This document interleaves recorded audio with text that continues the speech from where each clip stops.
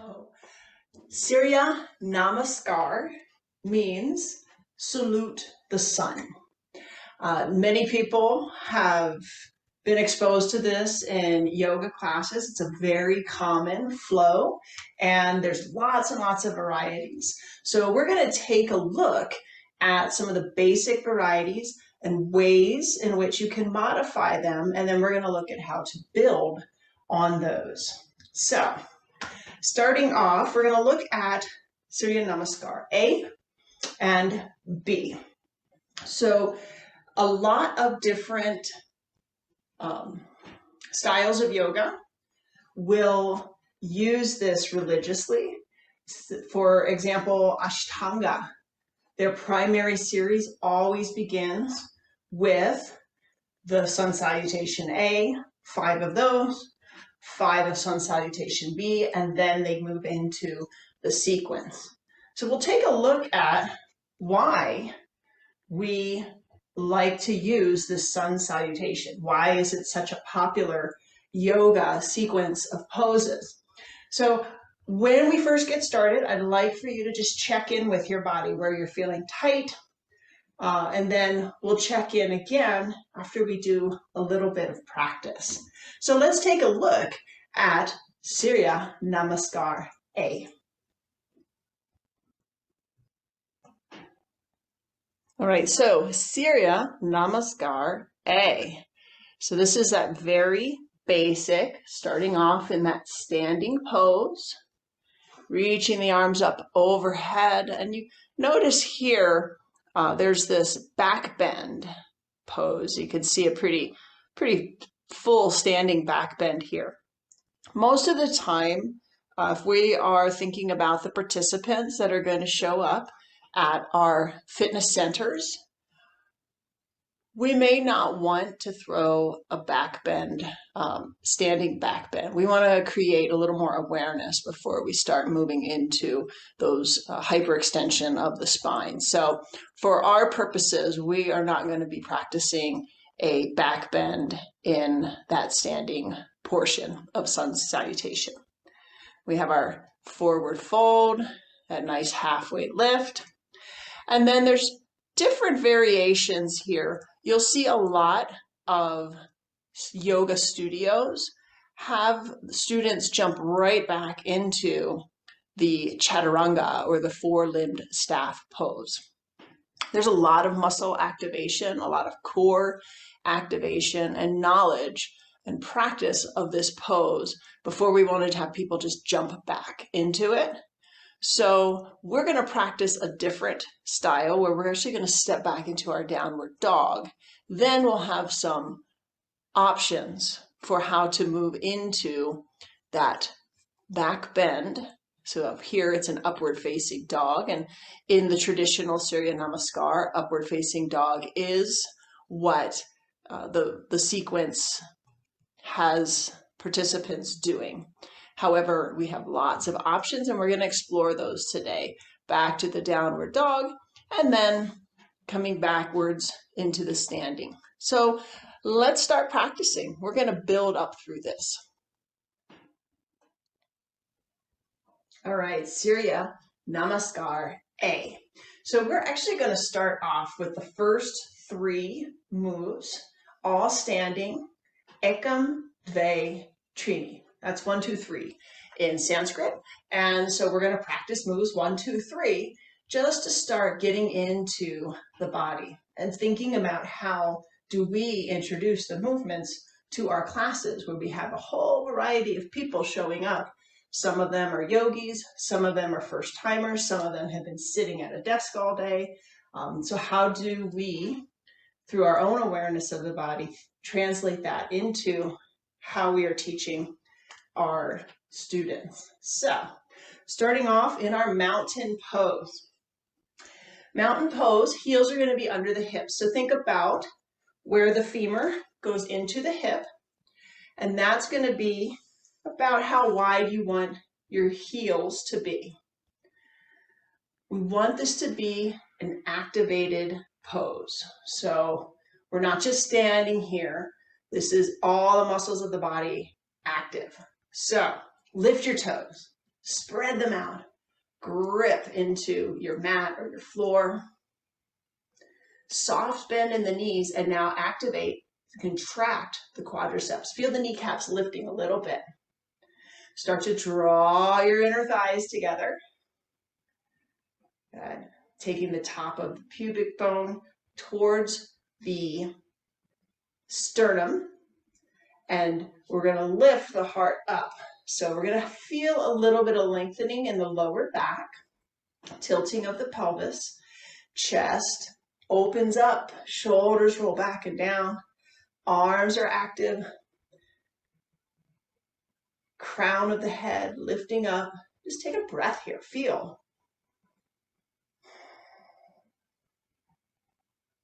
How does this stability feel?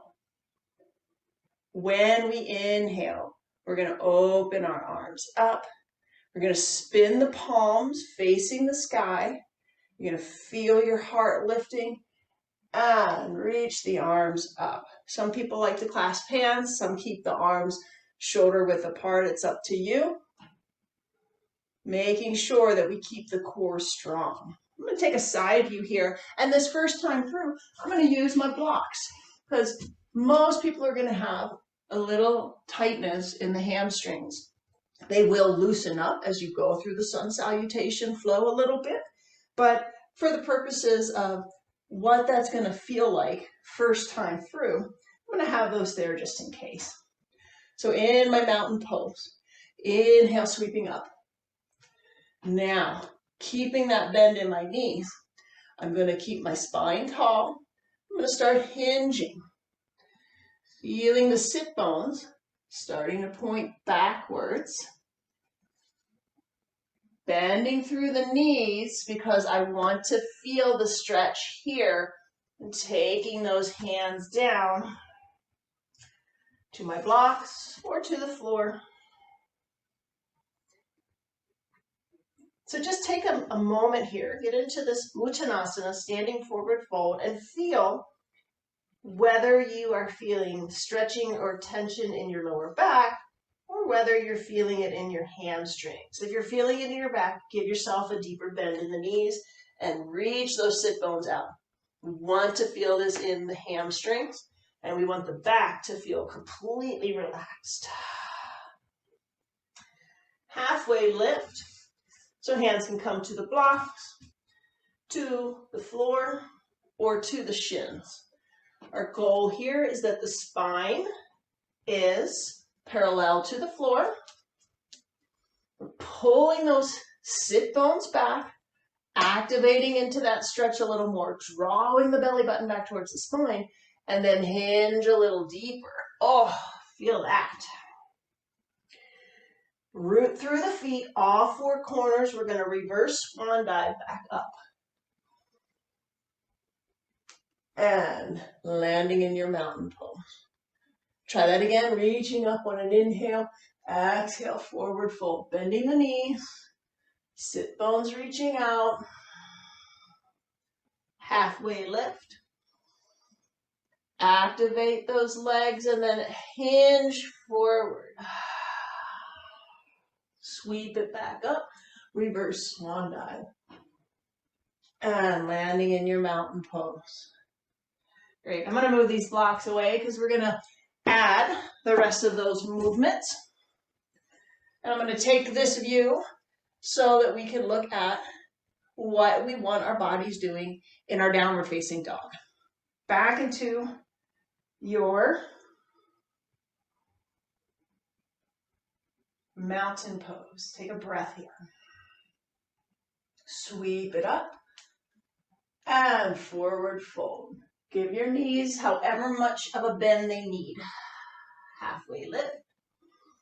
Plant the hands and we're going to step back. Downward facing dog. So stay here. I'm going to talk a little bit about where you're feeling the pressure in your hands. You should be feeling the pressure up high in the palm, right at the base of the fingers, and then gripping, clawing into the ground with your fingertips. We do not want the heel of the hand driving into the floor. We want to be activated. This is going to make your forearm muscles work a little more than we are probably used to. Moving up the arm, soft bend in the elbows. Don't need to be a deep bend, but enough that we're not locking it out. And then shoulders roll down and away from the ears. Look in between your hands and then walk your feet forward. Halfway lift, deep fold, reverse swan dive up, and find that mountain pose.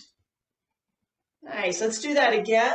Reaching up and forward fold. Halfway lift, stepping back to a downward facing dog. Staying here. Check in with your hands, your elbows, your shoulders.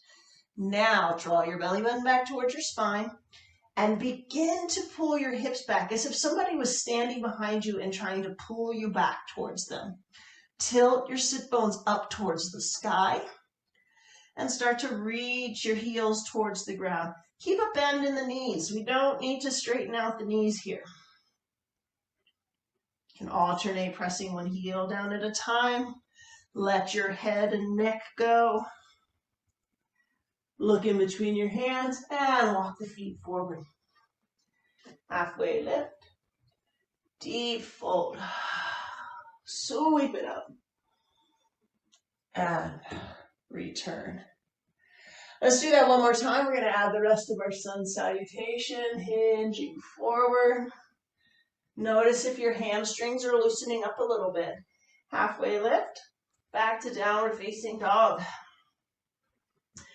Hinge forward and come to a plank. This can be one option for your members. They can also drop down to their knees and take a knee plank. For that back bend option, we can drop the thighs, roll the shoulders back, elbows stay nice and tight to the ribs, finding a cobra pose, or lifting off of the legs and finding an upward facing dog. Some things to consider here. Lower back. With the cobra and the upward facing dog, there's a lot of core strength and activation that needs to happen in order to avoid hyperextending the lower back. So warm your students up to that option. Your yogis will jump there on their own. But for your members who don't have a lot of practice, give them some deeper instructions. Start off with your plank or knee plank, work into cobra, and then maybe move into the upward facing dog, making sure you're giving that awareness. All right, so as we go through the flow, you will pick your option. So coming from your option, let's hitch back into downward facing dog. Look in between the hands, walk the feet forward, halfway lift, deep fold, and sweep it up. Landing in your mountain pose. Great. So we're going to do that. Let's think about a couple of things here. Wrists. So some of your members might not be able to put weight on their wrists to get to downward facing dog or to hinge forward into a plank. So we want to offer some options for them. So perhaps those members can come to their hands and knees. Maybe taking a little heart lift in a cow pose, rounding back into a cat pose, and then walking back into their Uttanasana. It's always an option for them. We can go from the knees into some of the poses that are also going to be in Surya Namaskar B. So we want to also consider in the gym setting, there's going to be possibly members who aren't able to get up and down off of the ground. So we're going to take a few options, show some options for some of these different flows as we move through them. Let's take a look at Surya Namaskar B.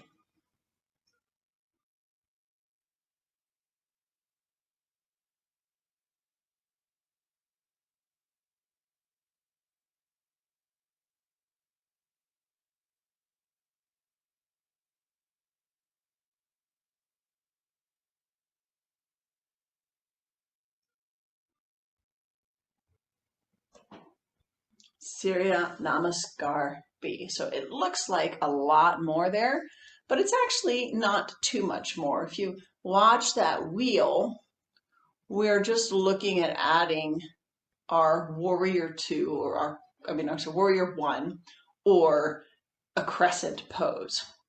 For a lot of our members, crescent pose is going to be a little bit more accessible than warrior 1.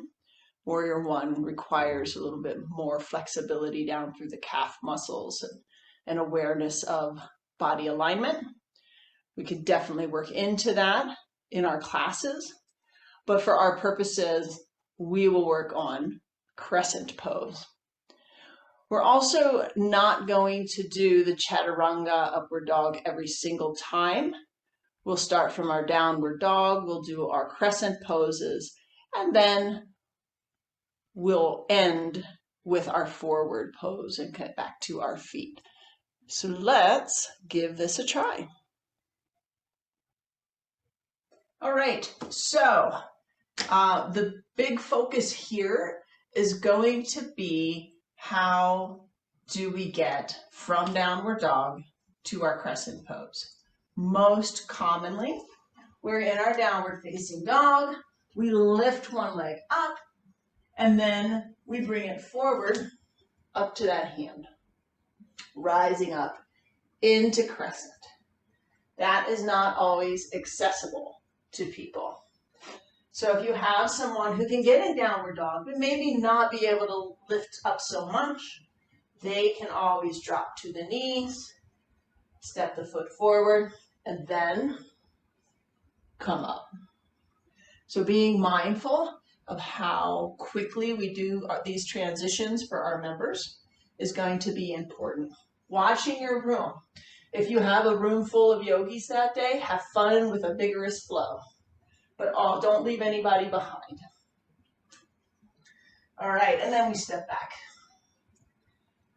For some members who may not even be able to get down to the floor, maybe it's just too much to come up and down, we have an option to come from our Uttanasana, halfway lift, take one leg and step it back.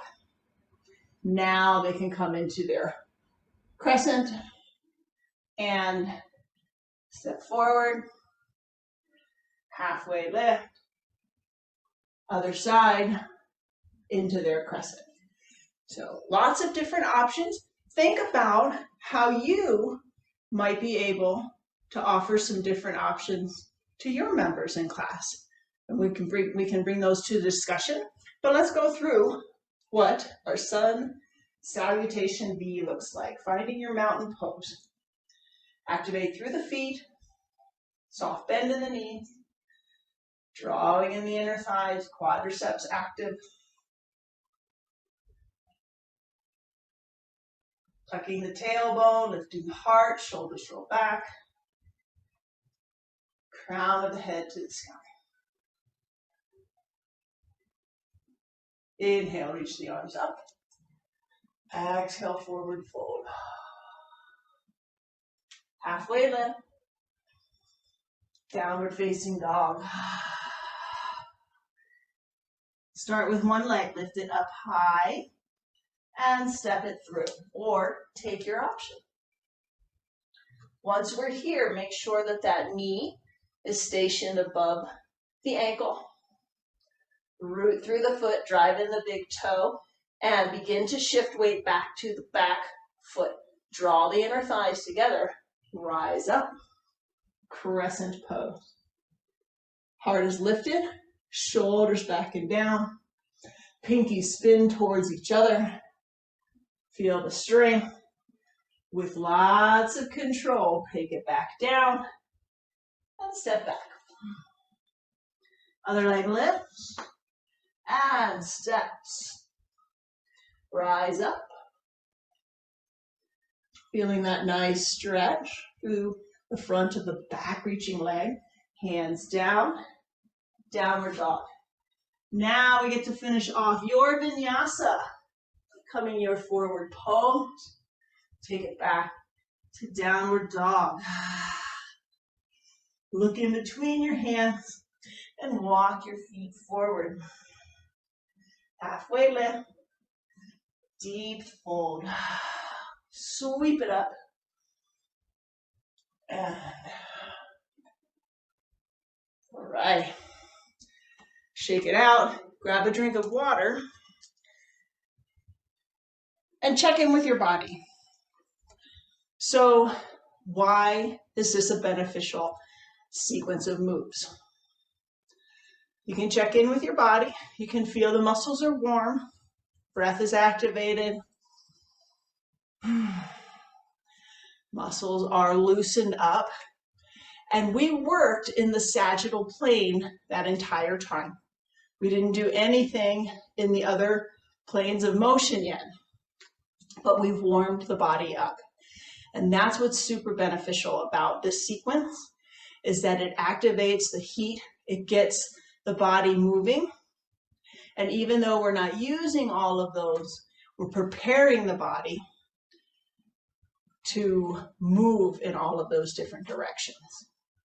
So let's take a look at how do we build beyond Sun Salutation B.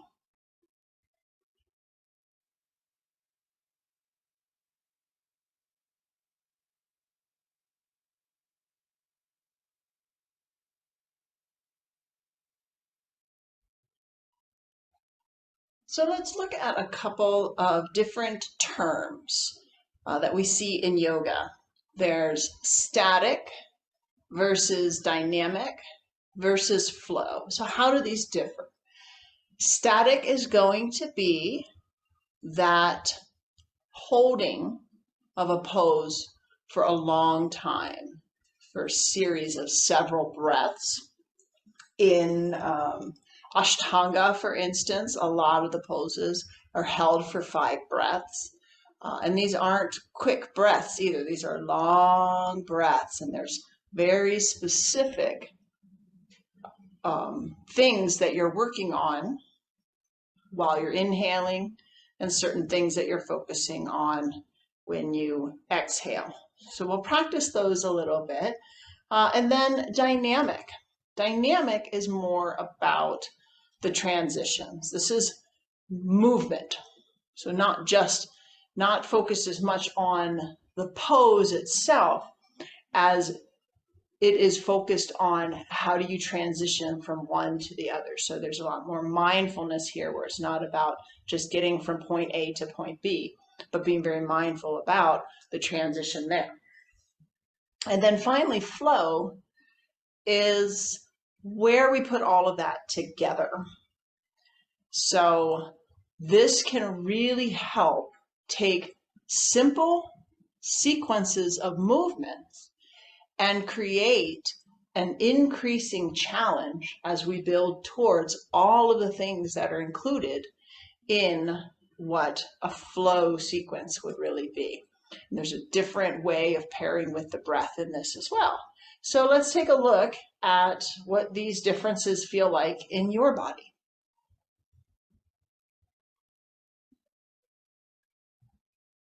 All right, so we're going to explore a few of these new poses. We're going to look at some different planes of motion now. And let's start off with that crescent pose.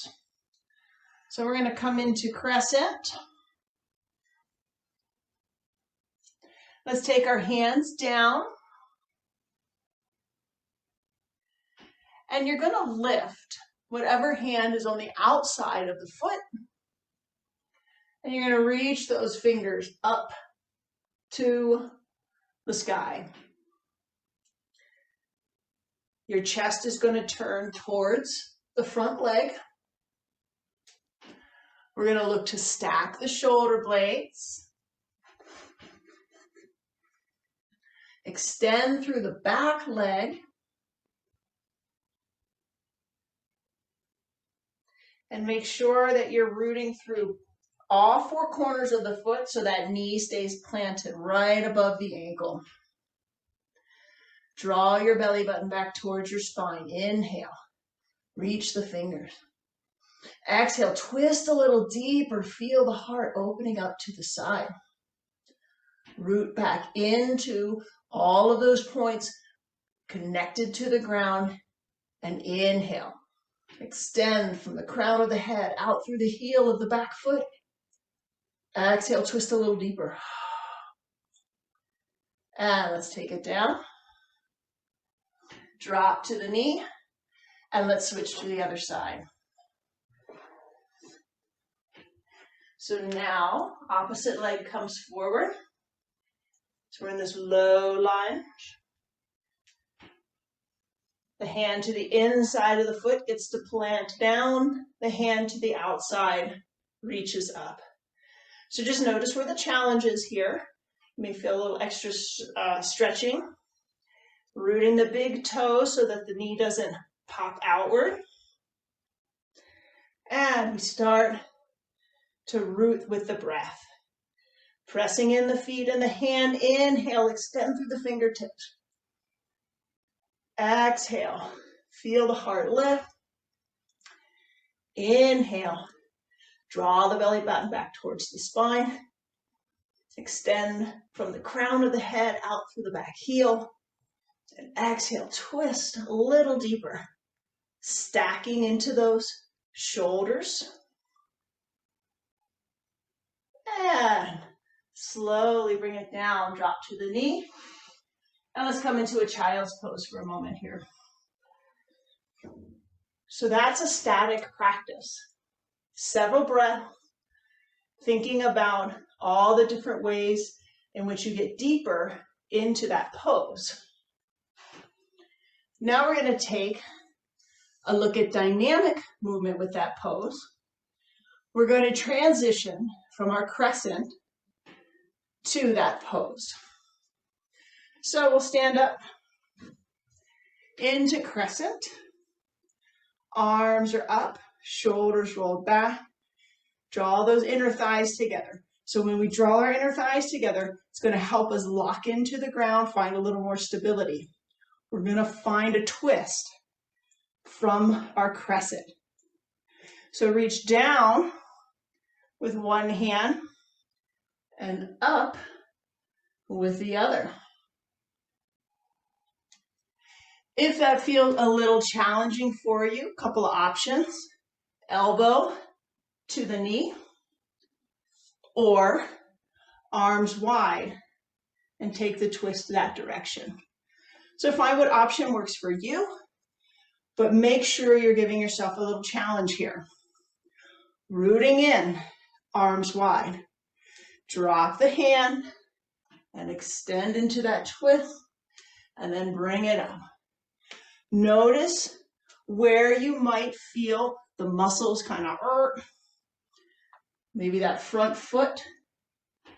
So root up into the feet by drawing the inner thighs. And back up. Good. Let's switch to the other side. And again. Down into a twist. And bring it up. So now I'm going to pair the breath. Here's my exhale. Here's my inhale. Expansion on the inhale. Compression on the exhale. One more time. Bring it up. And shake it out. Woo. So that's one transition. Now, let's look at a hip opener. So, let's also do this from crescent. So the back heel is lifted. So I'm just going to give you a cue on what that dynamic movement's going to look like. First, we rotate the back foot and we open up into a warrior two. So that rotation of the back foot is going to help us activate those external rotators. Remember those high gluteus, medius, and minimus? Front knee hovers over the ankle, rooting through the feet. Remember our inversion in the back foot. Opening up the arms, shoulders above hips, and looking over those front fingertips. Inhale, pressing the feet in while drawing the hips forward, lifting the heart. Exhale, root deeper. Good. The inhale, heart lifts, shoulders drop, crown of the head reaches, fingertips reaching out. Exhale, sink a little deeper. Let's come on up and take it to the other side. I want you writing notes about where you're feeling challenges in static poses. Why do you think that's a beneficial practice for someone or for yourself? And again, here we go. Down, looking, reaching the fingers, shoulder blades drop away from the ears, pressing into the feet, hips pulling forward, everything's in this nice deep alignment. Exhale, root a little deeper. Nice, holding it. And exhale. Let's take it out. On the inhale, shake it out. Now we're going to practice dynamic movement between that and our crescent pose. Okay. So, crescent pose. Hips are squared forward. Remember, we're drawing the inner thighs together, so we have that back hip squaring up with the front. Back foot pivots. I'm going to use this muscle to help pull that leg around. This muscle is going to help keep this knee right where it is. What is our common thing here? Burp. That knee's going to pop in. So we have to use this one to externally rotate to keep it where it is. Opening up as the back leg pivots. Good. So go ahead and just practice that. Where's our breath? Inhale, exhale. Inhale, exhale. Where are you feeling it? Inhale, squeezing those inner thighs. Exhale, opening through the external rotators. Try it a couple more times. Nice. Take it to the other side. Inhaling, rotate, exhale. So we can go quick, but a deeper challenge. Extend the breath. Give yourself some time to actually feel all the different movements, because that's what we're looking for. So here, exhale, inhale, exhale. Try it again. Inhale, exhale, and shake it out. How does that feel? So we did open up external rotation into the hips. Let's do a little of our frontal plane movement here. This will be our extended side angle. So I'm going to have you hop into your warrior two. You could stay here all day, right? Drop your back fingertips. Reach up. Imagine you have a big beach ball. You stuck it right here and you're going to reach up over top of that beach ball. Feel that nice lengthening here. That's a reverse warrior. And the pose we're going to practice. Elbow to the knee. Reaching the fingertips all the way out so that we have almost a straight line from that back reaching foot to the fingertips. Shoulders going to reach back so you can look up at the sky without having your arm in front of your face. If you feel a little more flexibility, want to bring those fingers down, hold the arms to 6 to 10, 6 and 10 o'clock, 6 and 12 o'clock, that's fine. If you want a little more core activation, reach the arms up overhead. I like my elbow to the knee and really feeling that open-hearted expansion. Inhale, pull your hips forward, open up the heart. Exhale, sink a little deeper. Inhale, stretch those fingertips, extend through the crown of the head. Exhale a little deeper. Press into that bent knees, take it up, rotate your feet. And let's try it on the other side.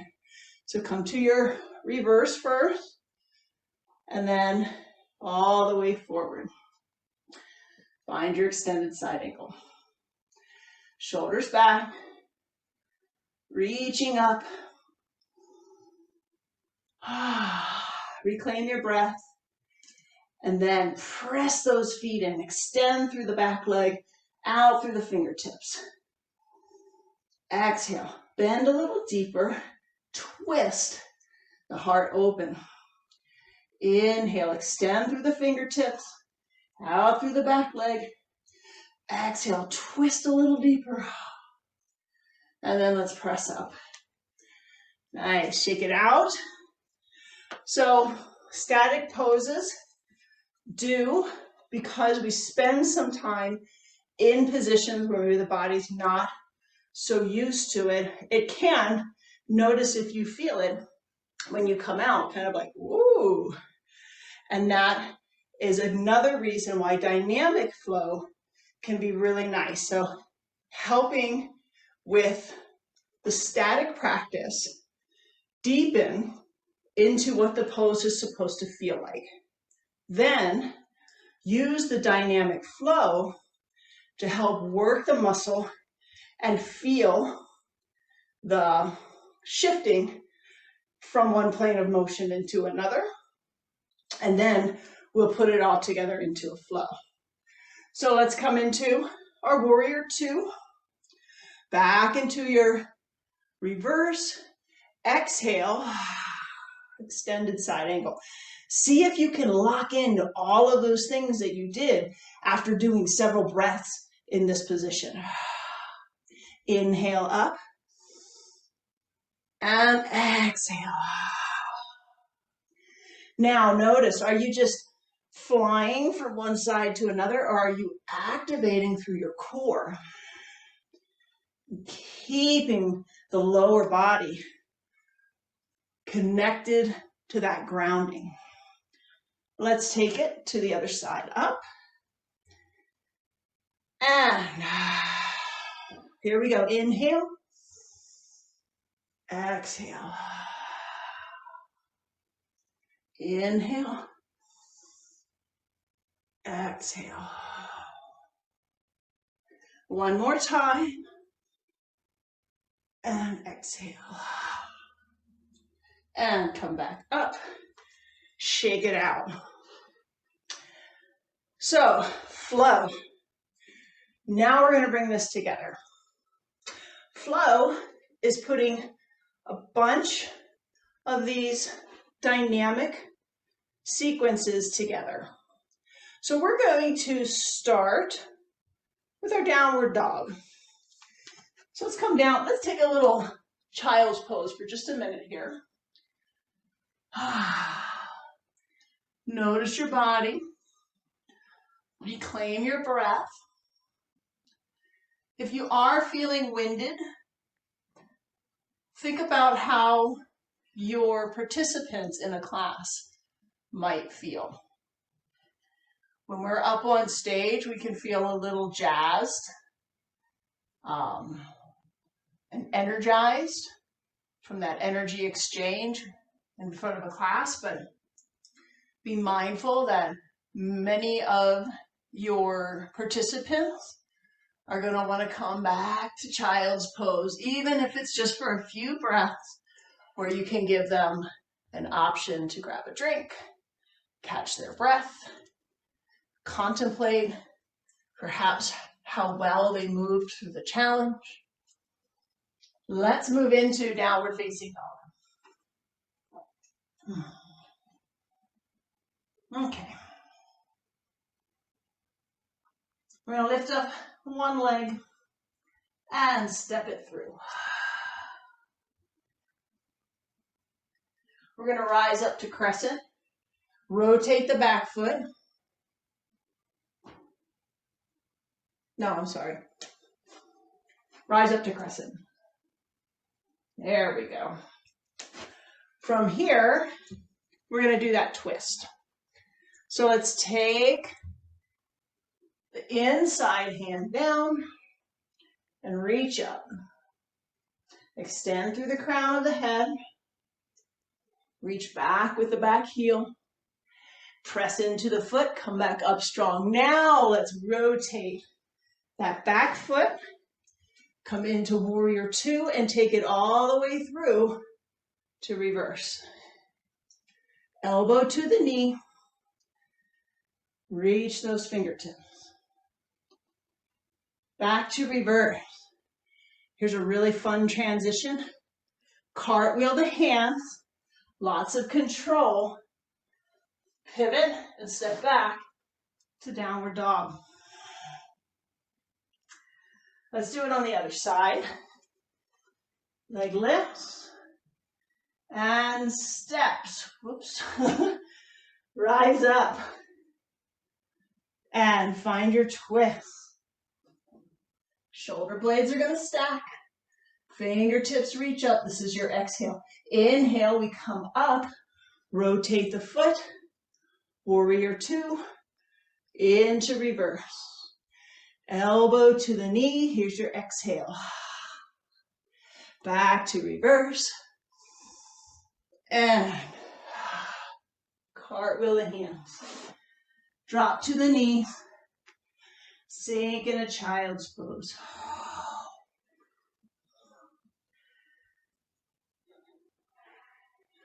So coming back to sun salutation. We can build these dynamic flows. Static, practice the pose.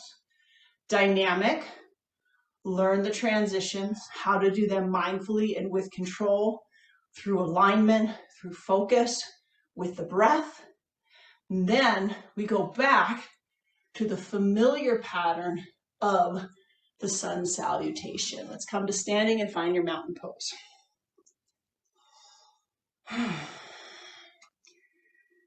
Take a breath.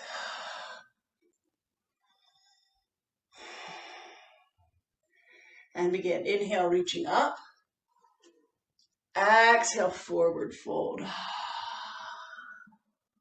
Halfway lift. Exhale, downward dog. Inhale, left leg lifts. Exhale, step it through. Root into your crescent. Inhale, rise up. Exhale, right hand down, find your twist. Inhale, reach up, pivot the foot to reverse. Exhale, elbow to the knee, extended side angle. Inhale, reverse. Exhale, cartwheel the hands, find your downward dog. Take your time, inhale, right leg lifts. Exhale, step. Inhale, rise. Exhale, twist. Inhale, bring it up and open. Warrior two to revert. Exhale, elbow to the knee. Back to reverse. Cartwheel the hands. Downward dog. Inhale, your forward pose. Cobra. Upward dog. Exhale, back. Downward dog. Walk the feet forward. Halfway lift. Deep fold. Sweep it up. Landing in your strong mountain pose. So you can create a great flow, a nice sequence, and then take your students through it for several series. Usually 3 is a good one. Give them a little something different to focus on each time through. Great way to build to the peak of a class. So let's look at your assignment for this module.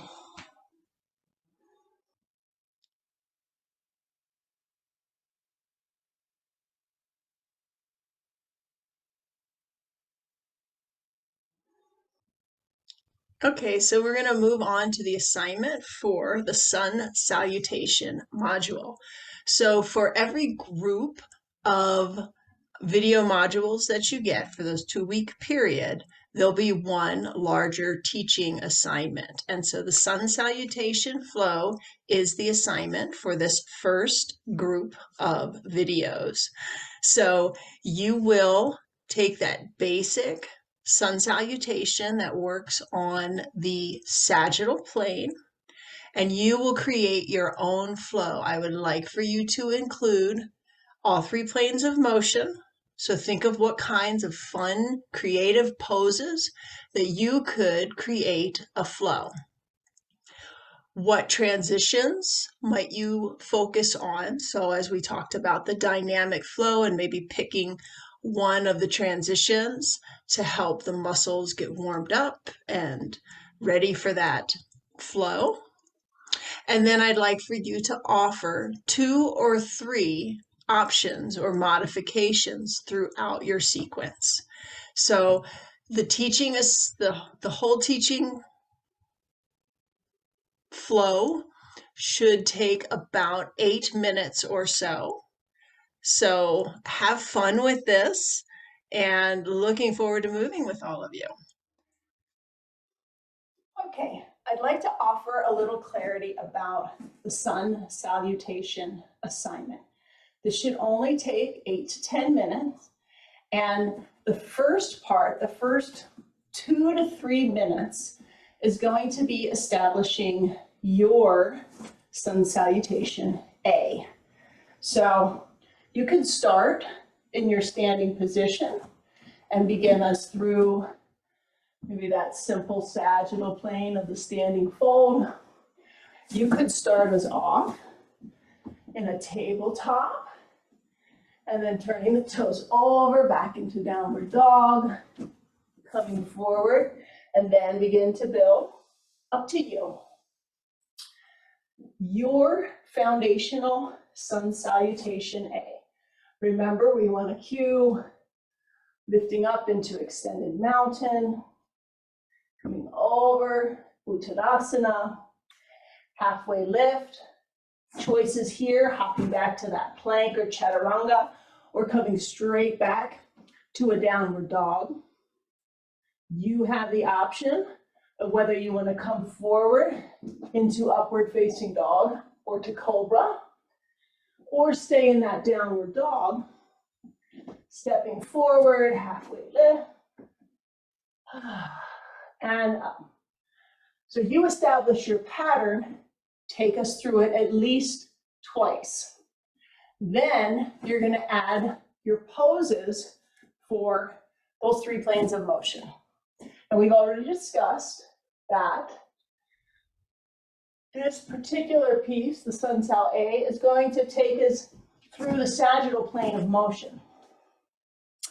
Many people like to keep on the sagittal plane, lifting the leg up and coming forward into a crescent, or turning that back foot down and coming into warrior 1. So this is still a nice, engaging sagittal plane motion. But then we want to add some of our other movements. So what about lateral? Opening up into warrior 2, very common. And then we have lots of things that we can do here. Reverse, extended side angle, straightening the leg, triangle pose. Okay, so anything that you know from taking your classes or through some of the anatomy videos, working on that lateral plane of motion. Transverse or twisting. We could do, if we go to our triangle, maybe take it into a revolved triangle pose. Or from that crescent, bringing that elbow across and finding that revolved crescent. So lots of different things to do when we are in the crescent warrior 2s. You're going to want to add at least 1 pose for each plane of motion to your sun salutation A. You have the freedom. You could add 1 at a time, and each time you go through sun salutation, you add another move. You can add all of your poses at once and then take it through again a second time as a flow, however you would like to do it. I'm looking for 3 planes of motion based on top of your Sun Sal A. Then you can simply, based on how long your sun salutation takes, you can end us in our Samasthiti, or you can take us down from that downward facing dog into a child's pose. Take us into seated, maybe have a little seated stretch, and then ending with hands on knees. Again, your choice. So lots of freedom, but what we're looking for, sun salutation, build your foundation, add 3 planes of motion, and keep it within 8 to 10 minutes. All right, I hope that helps, and I look forward to seeing all of those great creations. All right, that's it for sun salutation. This is our first kind of big assignment to have ready for that group meet. So have fun with it, be creative, be mindful. What are you feeling in your body, and how can you translate that into your cues for your students? I hope you have a lot of fun working on that assignment, and I look forward to practicing with all of you at our group meet.